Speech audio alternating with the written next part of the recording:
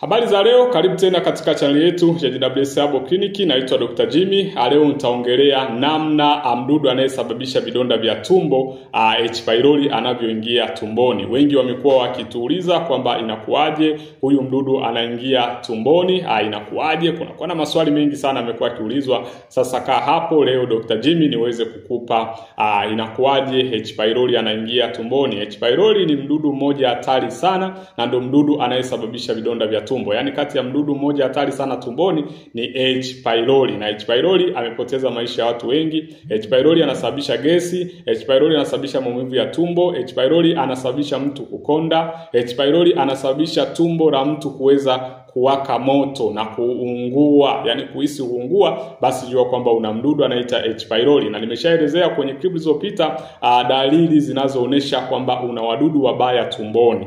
Ni dalili zipi? Nimeshazielezea na wengi hawameshazifahamu. Sasa nitaelezeni, wengi walikuwa kutuliza, sasa huyu mdudu inakuaje anaingia tumboni? Sasa kuna njia ambazo mdudu huyu anaingia tumboni.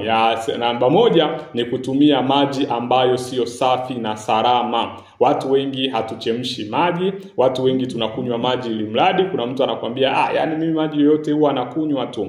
Ndugu yangu, usije ukao unasema, usipendelee kutumia msemo kwamba maji yote nakunywa tu. Ingawa mazingira yetu pia turuhusu kuweza kubagua maji kulingana na uchumi, lakini jitahidi basi at least unywe maji yaliyo safi na salama. Itakusaidia kuweza kuondokana na bakteria wabaya tumboni. Hawa bakteria wabaya tumboni tunawapeleka sisi wenyewe. Hii ndo namna yani ambavyo tunawapeleka wadudu bakteria wabaya tumboni. Tunapeleka, yani sisi wenyewe ndio chanzo kikubwa cha vidonda vya tumbo na hatujui. Unaona, kuwapeleka wale vitu tunawapelekaje? Kutumia maji machafu. Tutumia maji machafu. Sasa jamani, ni shingapi kuweza kutibia H. pylori kuliko kuweza kutibia maji yako? Tunasema kinga ni bora kuliko tiba. Maji, hakikisha maji yawe masafi. Namba 2, tutumie vyakula vilivyo safi na salama. Safi na salama. Watu tumekuwa ni watu wa kuokota matunda.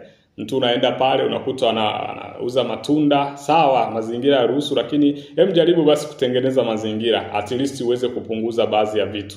Jaribu kusafisha yale matunda yako.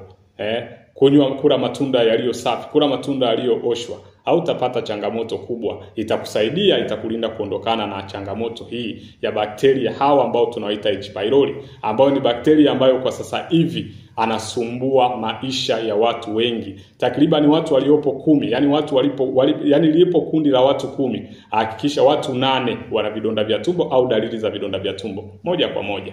Ndio maana hata wewe hapo leo tukikupima ni ngumu sana kukuta hauna vidonda vya tumbo. Kwa hiyo unachotakiwa kufanya ni kipi? Hakikisha unazingatia usafi. Lakini pia usafi wa mikono. Mikono tunayotumia kula, tunayotumia kutafuta vitu, ni mikono ambayo pia inatakiwa iwe safi. Mtu unatoka huko, hujui umeshikana nini, umeshikana na nani, kuna changamoto gani, basi unafika unabugia, uchukua kitu chako unabugia, unaweka mdomoni. Ndio hivyo ambavyo tunapelekea H. pylori. Yani H. pylori sisi huwa tunapeleka wenyewe. Yani sisi wenyewe tunasababisha H. pylori. Na baadaye tunaanza kulaumu kwamba imekuaje, magonjwa yamekuaje, lakini sisi ndo chanzo kikubwa bila kulitambua hilo. Kwa hiyo ndugu yangu, hakikisha unanawa mikono yako iwe safi na salama. Mikono yako ikiwa safi na salama, basi hautapata H. pylori. Yani H. pylori utaweza kuwasikia kwa watu wengine. Lakini pia kitu cha mwisho kinachosababisha H. pylori ambacho sasa wengi hawajui ni denda.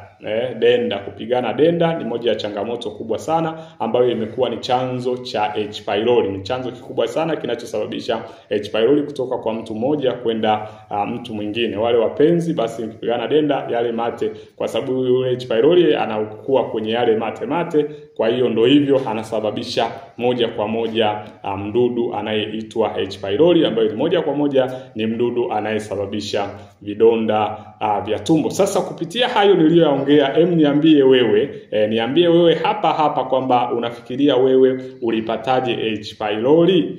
Niambie hapo wewe ulipataje H pylori hapo kwenye comments, na mimi nitaweza kurespondi. Kama una changamoto yoyote, basi hakikisha unatuuliza, lakini usisahau kusubscribe na comment ili uweze kuwa mtu wa kwanza kupata dondoo za kiafya tunazozituma kila siku. Karibu na Mungu apate kukubariki.